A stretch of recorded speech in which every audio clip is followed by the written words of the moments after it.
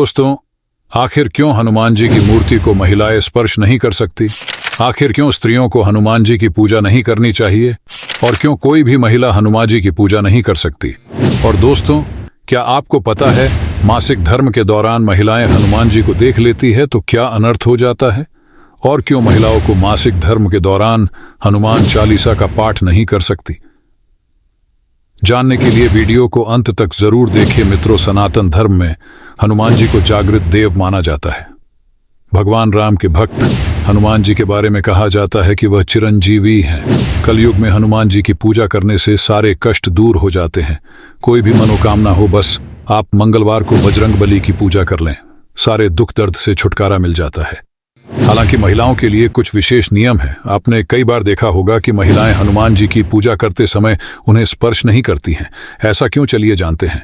धार्मिक मान्यताओं के अनुसार हनुमान जी ब्रह्मचारी थे और इसका उन्होंने आजीवन पालन किया। लेकिन धर्मशास्त्रों में हनुमान जी की शादी का भी कई जगह वर्णन मिलता है।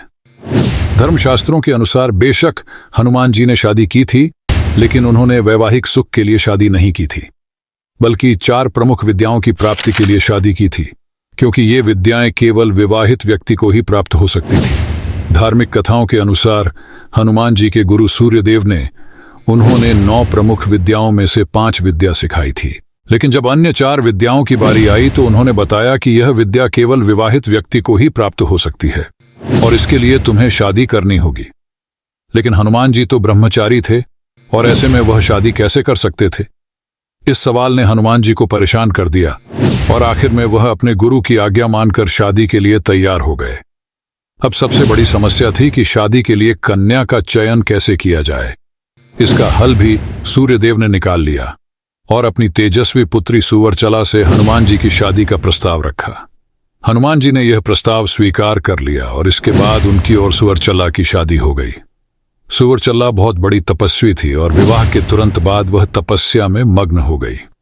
विवाहित होने पर हनुमान जी ने 4 विद्याएं सीखना आरंभ किया और सफलता हासिल की। इस प्रकार हनुमान जी का विवाह भी हो गया और उनका ब्रह्मचर्य भी नहीं टूटा। हनुमान जी प्रत्येक स्त्री को मां के समान दर्जा दिया और आजीवन अपने ब्रह्मचर्य का पालन किया। जब कोई महिला किसी के लिए मां के समान होती है तो वह उसे प्रणाम नहीं करती और न ही पैरों को स्पर्श करती है।